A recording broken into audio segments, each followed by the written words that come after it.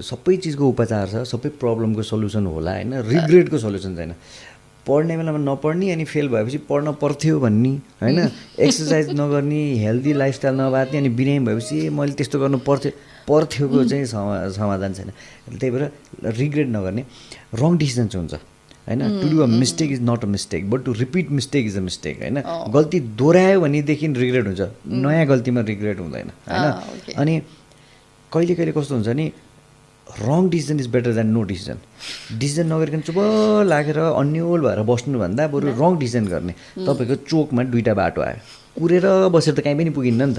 एउटा कसैलाई थाहा छैन, म्याप पनि चलेन भने एउटा बाटो लिने, अगाडि पेज त थाहा हुन्छ यो त गलत बाटो रहेछ, फर्केर आउने अर्को, त्यही बाटो दिनका दिन जानु चाहिँ गलत हो क्या।